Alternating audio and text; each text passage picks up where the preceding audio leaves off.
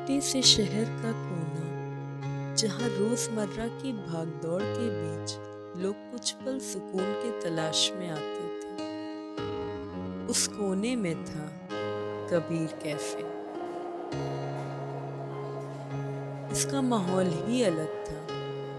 दीवारों पर पुराने गाने लिखे हुए, कोने में किताबों का छोटा सा रैक और हर शाम धीमी लाइट के साथ एक सुकून भरी हवा। रागिनी जो वहां रोज स्केचबुक लेकर बैठा करती थी, और अंशुमन जो कैफे में अक्सर अपनी कॉफी के साथ कुछ लिखने की कोशिश करता। दोनों ही अनजाने में अपनी अधूरी कहानियों को जी रहे थे। एक सुबह रागिनी अपने छोटे से टेबल पर बैठकर अपने स्केच में खोई हुई थी। उसके बाल ढीले जूड़े में बंधे हुए थे और उसकी आंखों में वो चमक थी जो किसी बड़े सपने की ओर इशारा करती थी। दूसरी तरफ अंशुमन कैफे में दाखिल हुआ, हाथ में नोटबुक और चेहरे पर उलझन का भाव। वो अपनी कहानी के लिए एक शुरुआत तलाश रहा था। संयोग से अंशुमन ने रागिनी की स्केचबुक पर हाथ मार दिया और उसकी पेंसिल और पन्ने जमीन पर बिखर गए। आई एम रियली सॉरी, मेरा ध्यान नहीं था, अंशुमन चीखते हुए बोला।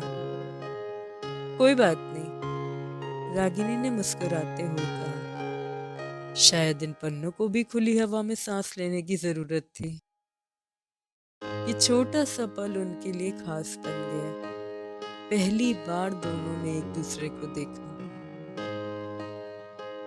धीरे धीरे रागिनी और अंशुमान का मिलना एक आदत बन गया।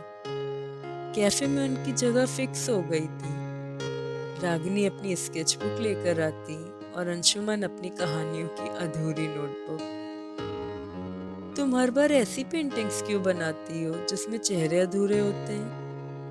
अंशुमान ने पूछा। क्योंकि मैं खुद को अधूरा महसूस करती हूँ।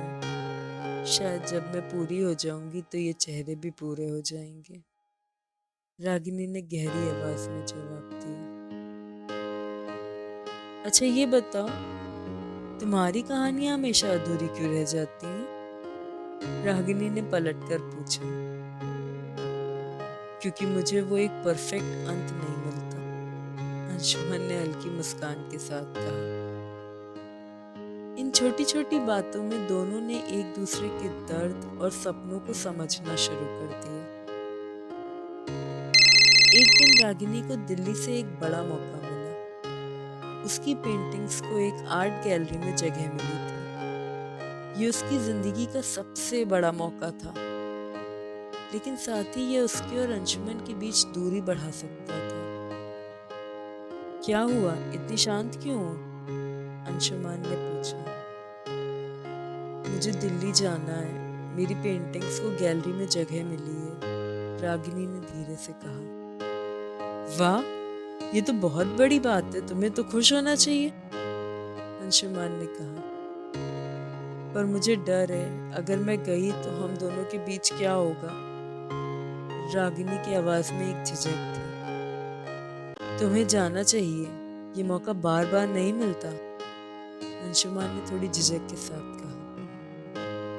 यहाँ अंशुमान ने अपना प्यार जाहिर तो नहीं किया, लेकिन उसके शब्दों में बलिदान छुपा था। रागिनी दिल्ली चली गई। उसकी पेंटिंग्स को पहचान मिली, वह अखबारों में छपी, लोगों ने उसे सराहा।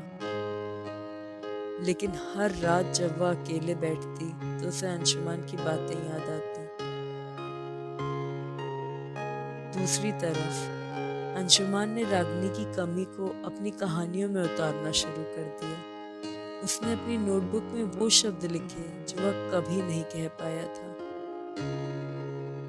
एक साल बाद रागिनी ने महसूस किया कि उसकी जिंदगी में कुछ अधूरा था। उसकी सफलता के बावजूद उसे वही कैफे, वही छोटी छोटी बातें और वही अंशुमान की मुस्कान याद आती थी। वो उसी पुराने कैफे में लौटी। जैसे ही उसने दरवाजा खोला, अंशुमान अपनी जगह पर बैठा था अपनी नोटबुक के साथ। अंशु, रागिनी की आवाज हल्की सी कांप रही थी। अंशुमान ने पलटकर देखा और उसकी आंखों में वही चमक थी। तुम लौट आई? हाँ, तुम्हारे बिना ये सब कुछ अधूरा था, रागिनी ने कहा। दोनों की आंखों में आंसू थे।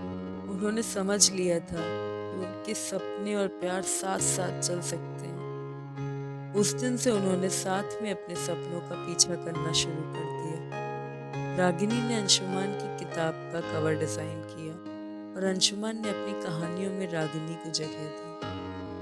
उनकी कहानी अधूरी नहीं थी, ये प्यार और सपनों के संतुलन की मिसाल थी।